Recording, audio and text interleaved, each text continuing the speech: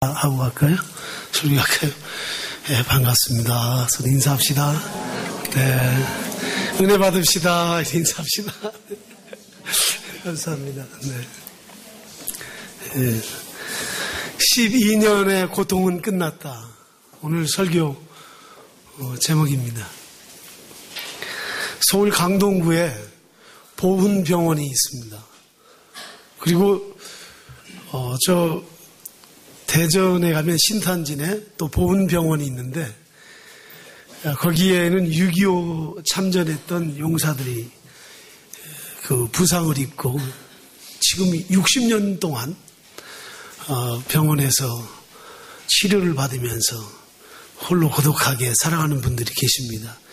그 병원에 가서 위문하러 갈 때마다 함께 예배 드릴 때 휠체어를 타시고 거기에 앉으셔서 그저 엉엉 우시면서 말씀도 못 하시고 그 호수를 코에다 끼운 채로 그 예배에 참석하면서 그 지나가는 시간들을 아마 회상하는 것 같아요. 그냥 엉엉 우시는 그런 모습을 보게 됩니다. 가슴이 참 아프죠. 국가가 그들을 위해서 병원을 짓고 또 무상으로 그들을 치료해주고 보호해주는 것, 정말 우리 정부가 너무 잘하고 있다 이런 생각이 듭니다. 오늘 본문에 보면 12년 동안이나 혈루증으로 고통하는 한 여성의 이야기가 나옵니다. 오늘은 제가 여성 이야기를 많이 할 것 같아요. 여성은 생리기간이 있습니다. 근데 문제가 무엇인가 하면 그 생리기간이 지났는데도 멈추지 않고 계속해서 피가 흐르는 것을 혈루증 혹은 유출병이라고 레위기 15장 19절에서 33절에 기록하고 있습니다. 그래서 혈루증은 불결한 것이기 때문에 누구든지 접촉하면 물건도 사람도 다 부정하고 다 더럽다 그렇게 규정했습니다. 자신의 몸에서 그치지 않는 피가 12년간 흘렀으니 그 여인이 얼마나 고통스럽고 얼마나 힘들었겠습니까? 그런데 성경은 왜 이 여인이 이런 병에 걸렸는지 그 이유를 말씀하고 있지 않아요. 성경은 늘 이렇게 우리에게 숙제를 남겨놓습니다.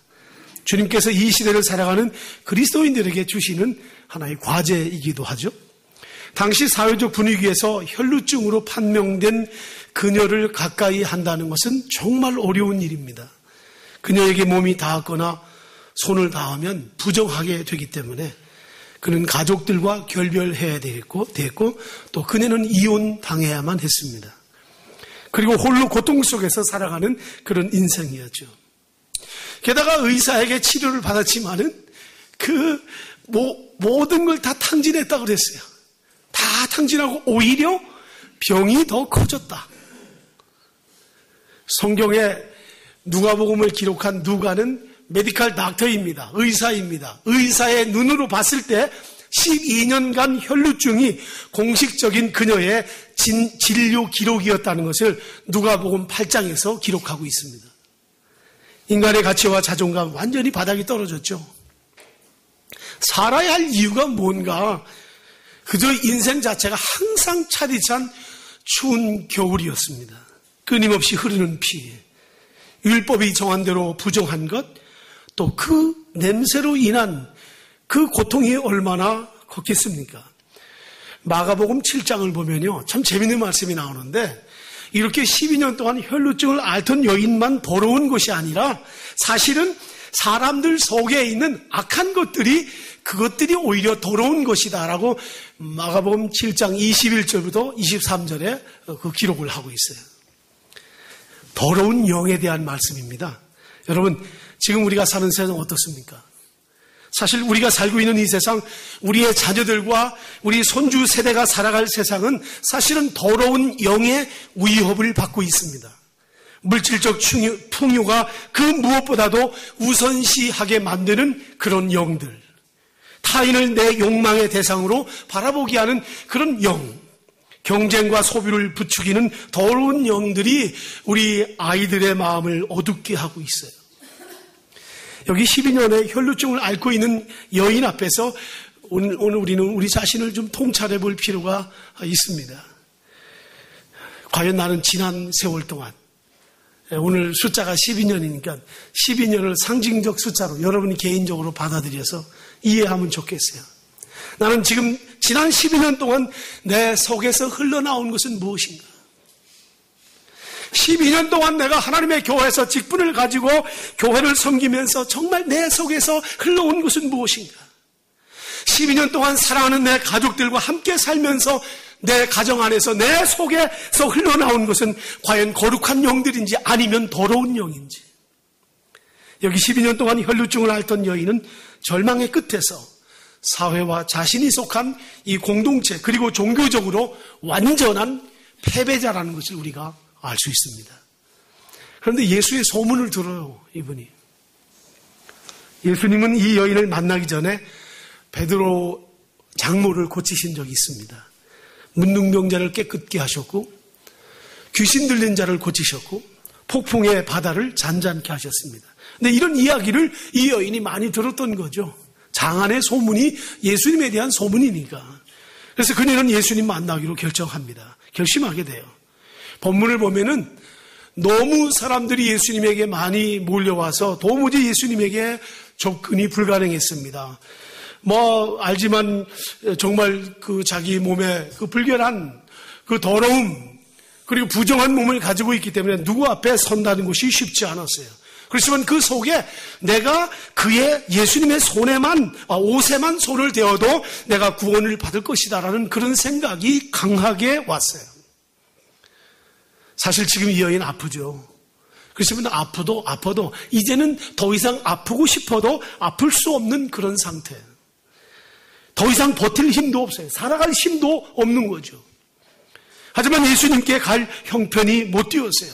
자신이 이 혈루증 이 병이 탈로가 날까 봐 그는 두려워했습니다.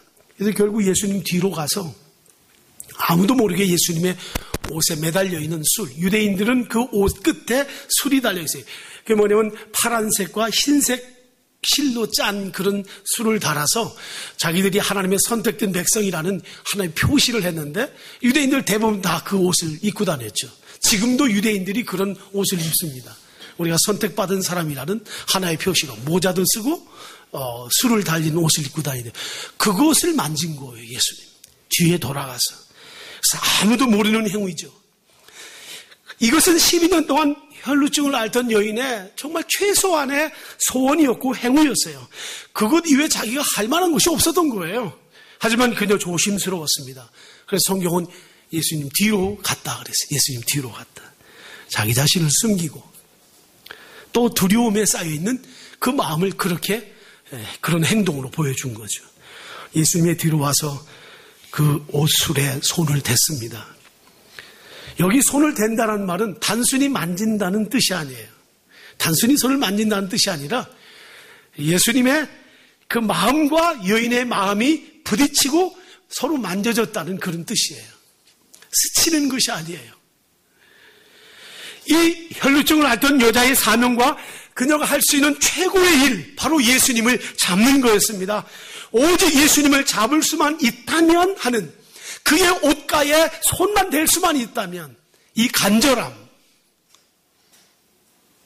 오늘 여러분에게도 이런 마음이 있기를 바랍니다. 남들 앞에 초라하게 보여도 설사 내가 다른 사람들의 눈에 띄어서 강제로 내가 쫓겨남을 당한다 할지라도 예수님 붙잡는 것, 그것이 이 여인의 소망이었습니다. 죽을 각오하고 간 거죠, 그런데 놀라운 것은 주님께서 이 여인이 주님의 옷자락을 만지는 것을 예수님이 허용했다는 사실. 사랑하는 딸아, 만져라. 사랑하는 딸아, 내 마음이 너를 사랑한다. 얼마나 힘들었니? 이제 내게 와서 힘있게 나를 만져라. 나를 타치해라. 주님이 그렇게 말씀하셨어요. 그리고 주님이 그렇게 허용하셨습니다. 기꺼이 주님은 이 여인의 행동을 받으셨습니다. 사랑하는 여러분, 지난 12년 동안 우리는 무엇을 붙잡고 살았습니까? 내가 어려울 때, 힘들 때, 내가 일어설 수 없을 만큼 내 자존심이 상하고 괴로울 때 내가 붙잡았던 것이 과연 무엇이었는가? 사람들은 돈을 붙잡습니다. 지식을 붙잡고, 때로는 권력도 붙잡고, 쾌락을 붙잡습니다. 여러분, 기독교 신앙이란 내 눈앞의 문제 해결을 위한 그런 도깨비 방망이 같은 그런 종교는 아닙니다.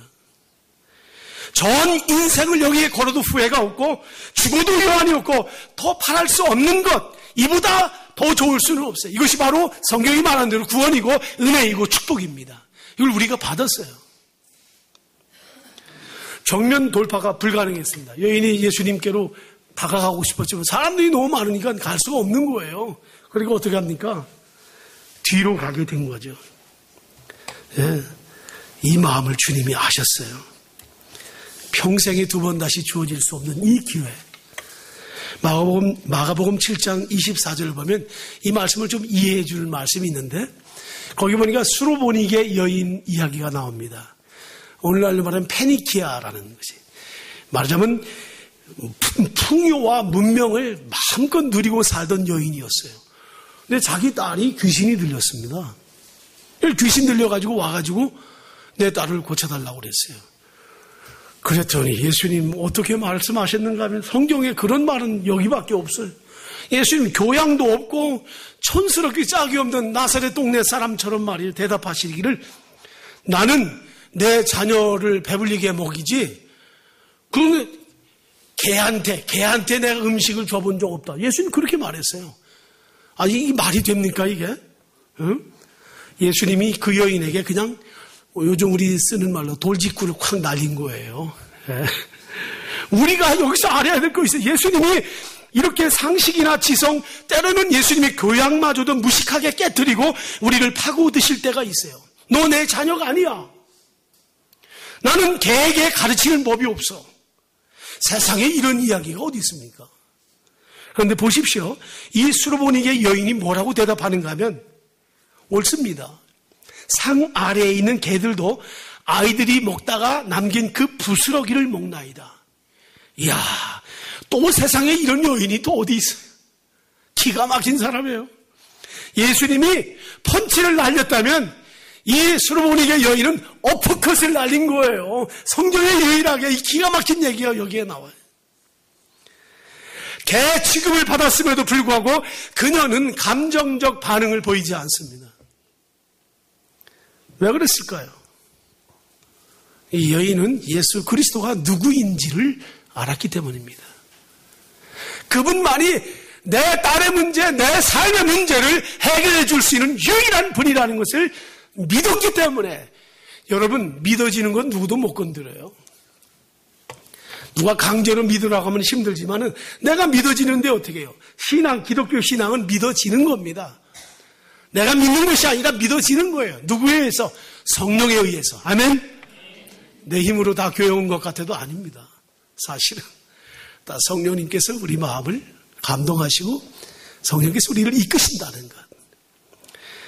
예, 수로보니게 여인처럼 여기 12년을 혈루증을 앓던 여인도 상황이나 여건 그리고 율법이나 사회적 통념 사람들의 눈을 의식하지 않고 예수님 뒤로 가서 예수님을 만졌습니다.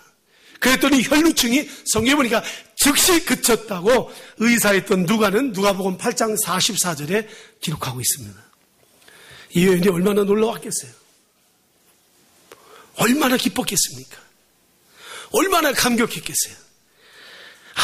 아무 소리를 하지 못했습니다. 자신의 과거 12년이 드러날까봐 말도 못하고 조용히 그 자리를 떠나려고 했어요. 아마 그때 저 같았으면 이 기쁨 주님이 주신 것 아마 내가 그런 찬성했을 거예요. 제 성격 같았으면. 근데 이 여인 너무 부끄러우니까 말도 못하고 조용히 나가려고 그랬어요. 근데 그때 주님께서 제자들에게 말씀합니다. 누가 내 옷에 손을 댔다. 한번 따라합시다. 누가 내 옷에 손을 댔다. 제자들 말합니다. 예수님, 여기 밀고 밀치는 사람이 수없이 많은데 뭘 그걸 가지고 그러시느냐고 아주 시큰둥하게 대답했어요. 그랬더니 예수님이 뭐라고 말씀하시는가 하면 한 단계 더 올라와서 내게서 능력이 나갔다 그랬어요. 파워가, 주님에게 있는 파워가 누군가에게 갔다. 주님이 이거 알고 계시지만은 12년 동안 혈루증을 앓던 여인이 주님 안에서 그 예수 그리스도를 통해서 그 능력이 그에게 나갔다는 것을 주님이 말씀하신 거예요. 여기에 숨겨진 영적 메시지가 있습니다. 이건 뭐냐면은 12년 동안 혈루증을 앓던 이 여인이 주님 속에 있는 무한한 능력을 그가 취했다는 거예요. 이 여인이. 주님의 말씀은 내게서 능력이 나갔다는 말은 그 여자가 내 속에 있는 능력을 가지고 갔다. 그런 표현입니다. 주님 안에 있는 무한한 능력을 가져간 이 여인. 주님은 단순히 밀치는 것과 믿음의 접촉을 구분했던 겁니다. 여러분 스쳐 지나가듯 신앙생활을 합니까? 아니면 정말 잡는 그런 신앙생활을 합니까? 주님에게서 그 여자에게 능력이 나간 사실을 말씀하셨어요. 여러분 우리 성도는요 무엇을 하든지 주님에게로부터 오는 그 힘과 지혜와 능력을 가지고 우리가 살아가야 합니다. 주님의 이름으로 하는 일은 주님의 능력을 꺼내어 쓰는 것과 같아요. 이제 우리에게도 주님은 물으실 거예요. 누가 이 교회를 위해서 헌신했는가? 누가 눈물로 이 교회를 위해서 희생하며 하나님을 섬겼는가? 누가 영혼 구원을 위해서 기도하며 전도했는가? 누가 선한 일을 위해서 그렇게 헌신했는가? 주님이 물으실 거예요. 그러면 아마 우리 교우들이 대부분 이렇게 말하지 않을까요? 주님, 우리 교회 성도들은 다 그 정도는 다 합니다. 다 뭐 그 정도 하는데 뭐 주님 꼭 누가 뭐 했다고 이렇게 꼭 찾으시려고 합니까? 오늘 제가 이 마가복음에 있는 말씀을 근거로 해서 지금 말씀드리는 거예요. 주님 그 정도는 우리 교회 성도는 웬만하면 다 합니다. 모두가 다 하고 있는 일인데 뭐 굳이 그렇게 물으실 필요가 있습니까? 그러면 주님이 이렇게 대답하실 거예요. 아니다. 너희 가운데에서 내게서 능력을 꺼내어 쓰고 찾아다가 쓴 성도가 있다. 내 속에 있는 능력을 가져간 자가 있다. 주님 분명히 말씀하실 겁니다. 언뜻 보면 이 여인의 간절함과 열망이 자기의 혈루증을 낫게 한 것처럼 보이지만 주님은 말씀합니다. 내게서 능력이 나갔다 말씀하셨어요. 여러분 우리 그리스도인들은 게으르면 안 됩니다. 주님이 하신 일이 있고 하실 일이 있고 내가 할 일이 있어요. 내가 할 몫이 있다는 것은 우리에게 주신 선물입니다. 하나님이 주신 기회예요. 그래서 남 탓이나 하고 원망이나 하면 우리는 아무것도 할 수 없습니다. 수많은 사람들의 틈바구니를 비집고 들어가는 용감함과 담대함을 우리가 가져야 돼요. 그래서 주님은 우리에게 기도하라고 하신 겁니다. 주님은 여인을 돌아보시면서 만나십니다. 그리고 전혀 새로운 신분을 이 여인에게 주셨어요. 지금까지 누구도 관심을 갖지 않은 사람이잖아요. 12년간 혈루 근원이 고치지 못하고 흐르는 그 피로 인하여 그녀는 심신이 지쳐 있었을 거예요. 그녀에게 다가온 사람이 누구였을까요? 성경에 나오는 중풍병자는 들것에 매일 4명의 친구가 같이 왔습니다. 아들이 귀신 들린 자는 아버지가 데리고 왔고 딸이 귀신 들린 자는 어머니가 데리고 와서 함께 그 병을 고치고 함께 했습니다. 그러나 이 여인은 아무도 함께하지 않아. 친구도 가족도 함께하지 못하고 율법적으로 불결하고 더러운 것으로 판정받은 자였기 때문에 함께하지 못했습니다. 부모가 내 딸이라고 말할 수가 없어요. 남편이 내 아내라고 말할 수 없는 형편이었습니다. 12년 동안 지긋지긋한 유출병으로 수치스럽게 살아야 했던 것이죠. 그래서 율법에 따르면 혈루증을 앓고 있는 그녀가 예수님을 만졌다면 예수님이 불결해지고 더러워져야 합니다. 그런데 예수님 그렇지 않았죠. 왜 그래요? 그리스도의 순결함, 그것은 완전한 순결이고 신적인 하나님의 순결이기 때문에 그렇습니다. 그분에게 맞닿은 사람은 부정하고 불결할지라도 정결하게 되고 자신도 순결함을 갖게 된다는 것. 당시의 사람들은 예수님을 향해서 뭐라고 했는가 하면 저 사람 죄인의 친구야. 아니 어떻게 메시아가 죄인의 친구가 될 수 있어? 어떻게 메시아가 죄인들과 같이 밥을 먹는가? 어떻게 저렇게 어울릴 수 있을까? 예수님을 향해서 그렇게 말했어요. 여러분 죄인과 어울렸으면 죄인과 어울린 자가 죄인 되는 거예요. 그러나 예수님과 어울렸던 사람들은 그 사람들 때문에 예수님이 불결해진 것이 아니라 오히려 예수님 때문에 그들이 용서받고 예수님의 초청을 받고 예수님의 자녀가 된 것을 우리가 성경을 통해서 보게 됩니다. 예수님이 오늘 이 여인을 향해서 한 위대한 단어가 하나 있어요. 한번 따라합시다. 딸아. 딸. 내 딸이라 딸아 그랬어요. 제가 성경 이후 연구하고 말씀 보다가 얼마나 감동을 받았나 몰라요. 예수님이 누군가를 부르실 때 성경 전체에서 딸아 이렇게 한 데는 이 여인밖에 없어요. 아무한테도 이야기하지 않았어요. 딸아. 제가 옛날에 처음 미국에 유학을 갔는데 잠시 동안 로스앤젤레스에 있는 나성서울교회에서 목회를 한 적이 있습니다. 근데 그 교회는 부흥회를 그때 그렇게 많이 했어요. 근데 한국에서 누가 왔냐면은 이천성 목사님이라는 분이 부흥회에 오신 거예요. 그때 제 나이가 30살이었어요. 어릴 때죠. 근데 낮에 집회를 낮에도 했는데 교포들이 얼마나 많이 오는지 그 당시만 해도 미국 이민간분들이 이천성 목사님 한번 오신다면 밤낮으로 새벽까지 꽉 찼어요. 근데 낮에 그분이 특별히 안수기도를 해주는데 이분 상이용사거든요. 몸이 이렇고 다리를 의족이란 말이에요. 그래서 여기다 이불 같은 것을 의자에다 갖다 이렇게 비스듬하게 해놓고 거기에서 이제 한 번씩 기도를 해줍니다. 근데 그분의 기도가 그때 이 말씀 보다가 그분 생각이 나는데 그분은 몸이 이래가지고 손이 저보다 한 3배는 큰 것 같아요. 하여튼 거짓말 조금 시켜가지고. 근데 이분이 여성들이 주로 기도받으러 오는 사람은 남자들 여자들 비율로 하면 한 9대1이야 9대1. 여성들이 많아. 근데 이분이 기도할 때 앞에 와서 이렇게 강대상 쪽에서 기도하면은 손을 이 소두망 뚜껑만한 손을 등에다 딱 올리면서 뭐라고 하는지 아세요? 따라 그래. 그러면은 그 따라 한마디에 다 울어. 그냥 아니 그분이 막 엉엉 울어.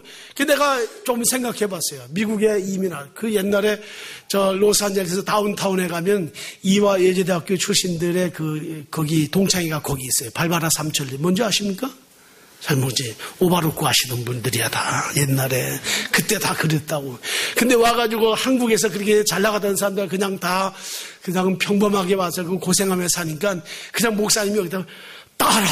그리고 거기서 끝나면 좋은데 너는 고생이 많구나. 고생 안 하는 인간이 어디 있어 미국에 와서. 따라.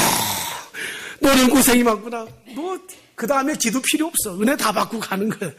나는 이 딸이라는 말이 그렇게 너무너무 아주 감격적인 말이에요. 한번 해볼까 오늘?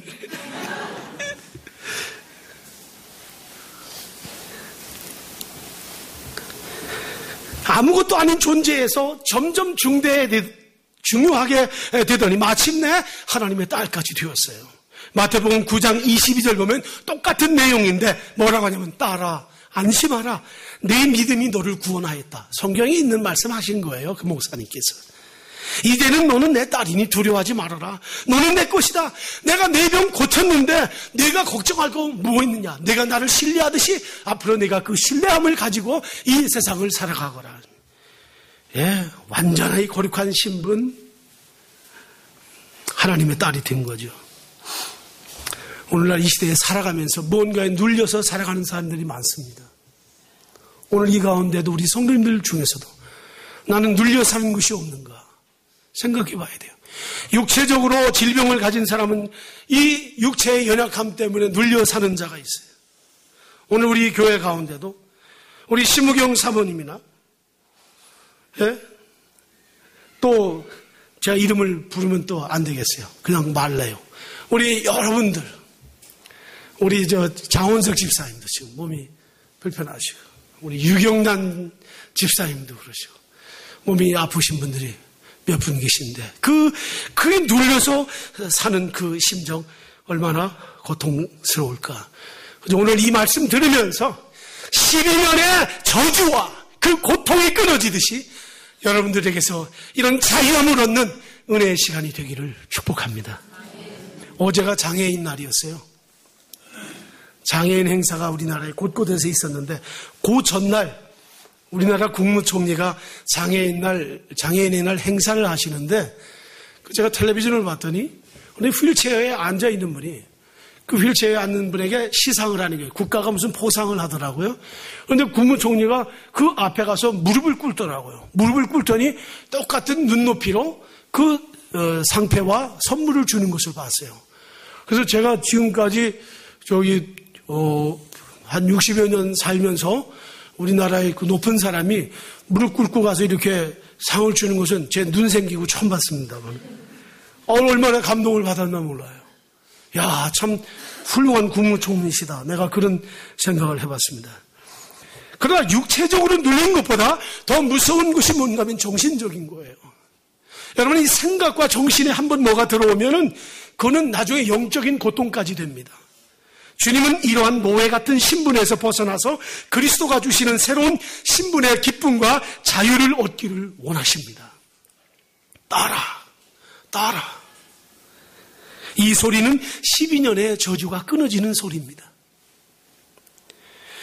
부끄럽고 한맺힌 서러움, 그 고통과 눈물이 일시에 끝이 나는 소리예요. 새로운 신분을 허락하시는 하나님의 선언이죠. 따라. 주님은 그녀에게 평안히 가라. 내 병에서 너와 건강할지어다. 이렇게 말씀하셨습니다. 그녀를 묶어놓았던 12년의 저주와 쇠사슬에서 자유와 기쁨을 얻었고 그리고 구원을 얻었습니다. 오늘 이 말씀에서 우리 두 가지 적용하고 싶습니다.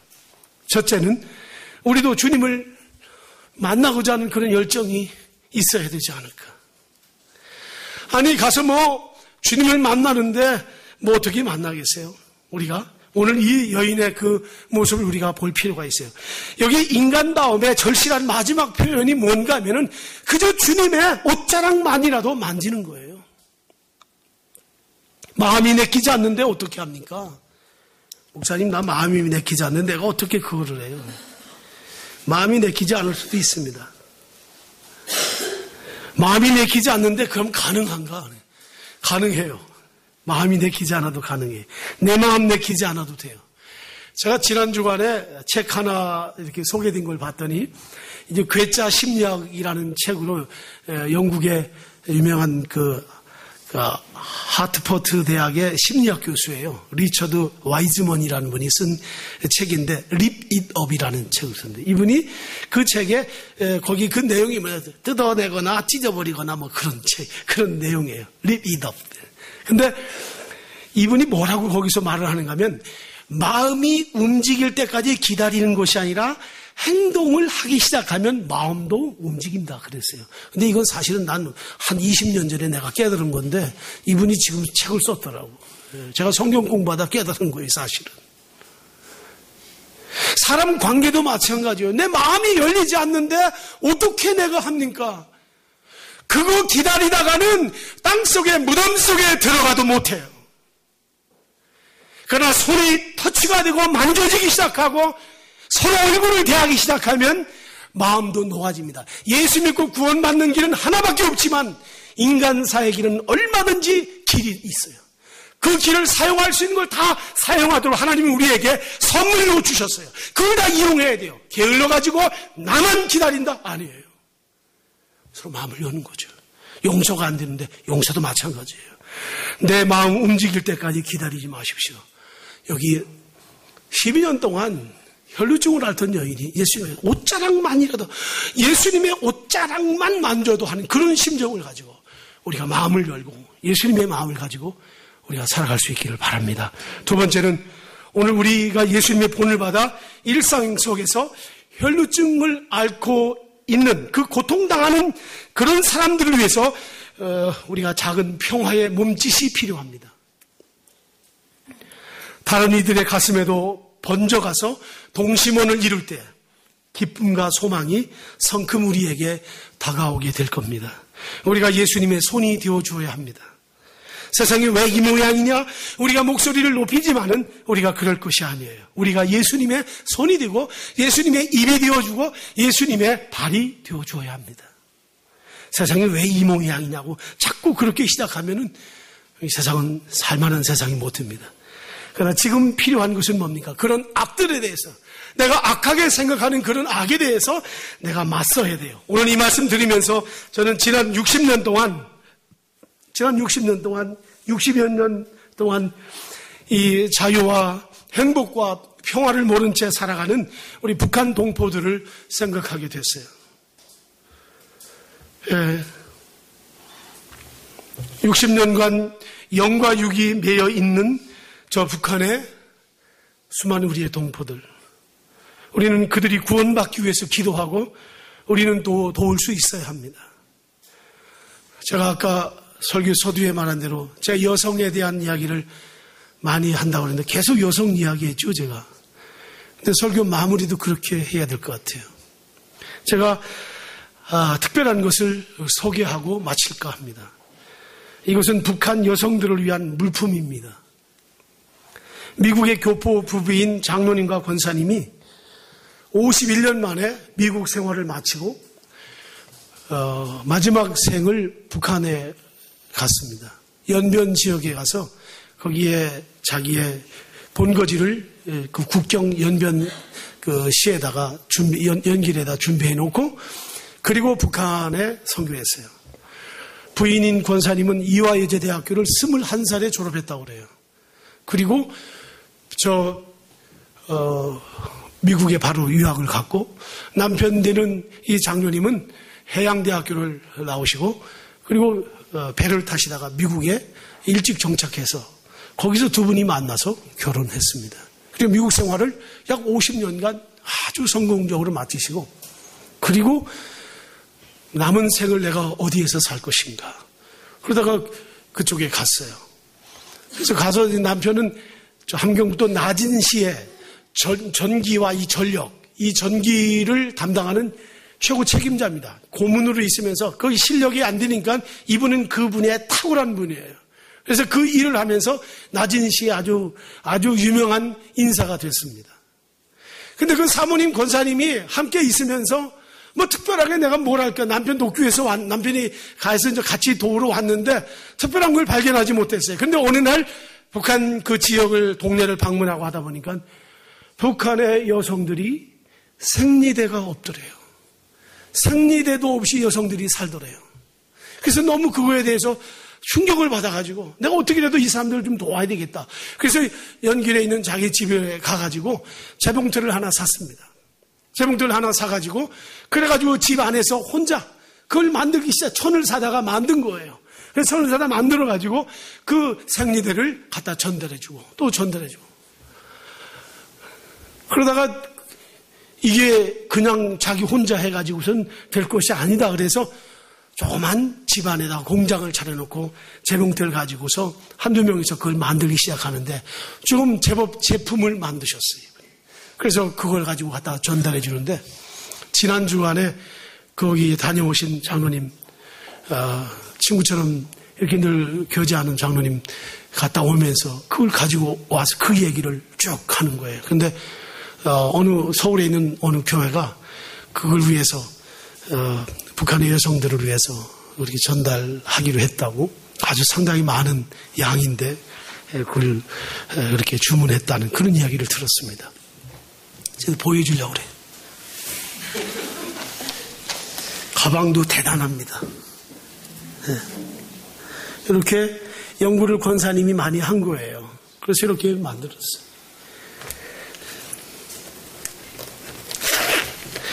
아마 대한민국에서 전 세계에서 강대상에서 이거 보여준 목사 있으면 나와보라고 그래. 이게 여성 생리대입니다. 이런 헝겊이 5개 들어있는데 여기 5개. 그런데 이거 만지면 이게 보니까 나이론 같아. 우리 같은 좀 천이 좋으면 좋은데 이게 여성 그 생리대 대고 입는 팬티입니다. 요거 딱 2개 있어요. 요 안에 줘가지고 이걸 색깔 너무 좋은 걸로 했어요. 그죠? 예. 근데 이것을 가지고 북한의 여성들이 이걸 얼마 동안 이걸 사용하냐면 2년간 쓴다며 2년간. 가슴이 찔리는 사람은 찔릴지어다. 2년간 썼대. 2년간 쓴대 지금. 그래서 이것을 지금 하고 있다. 제가 그 이야기를 듣는 순간 하나님 작은 자의 보스로 살아가기 위한 우리 교회 주여 감사합니다. 제가 그런 마음 가졌어요. 그래서 오늘 이 시간을 기다렸습니다. 5주년에 우리가 무엇할 건가? 북한의 여성을 돕자. 북한의 여성들을 위해서 작은 것이지만 여러분들 그런 마음을 가지고 이번 5주년 때 정말 나는 이걸 보면서 많이 울었어요. 제가 한국의 이 자유로운 우리 저 생리대 하나 없이 살아가는 북한의 여성들 생각하니까 너무 가슴이 아팠어요. 오늘 이 혈루증을 앓던 12년을 혈루증을 앓는 이 여인보다도 60여 년 동안 모든 것을 잃어버리고 살아가는 북한의 여성들이 더 불쌍한 거예요. 우리 그런 민족의식을 우리가 가져야 돼요. 그들을 사랑할 수 있는 그리스도인들이 내 이웃을 내 몸과 같이 사랑하라는 여러분 도대체 우리의 이웃이 누구예요? 우리의 이웃이 누구예요? 오늘 주님이 이 말씀 우리에게 주시는데 이 말씀 기억하면서 우리가 이번 특별히 교회 설립 5주년에 12년의 혈루 근원이 마르듯이 이제는 더 이상 우리 속에서도 그런 악한 것들이 나오지 않고 정말 거룩한 하나님의 성품이 우리 속에서 나올 뿐만 아니라 이 땅에 12년 혈루증을 앓는 여인만큼이나 고통당하는 저 북한의 여성들을 생각하는 우리 소일 모자이크 교회 모든 성도님들이 되시기를 주님의 이름으로 축원합니다. 주님 감사합니다. 오늘 저희들이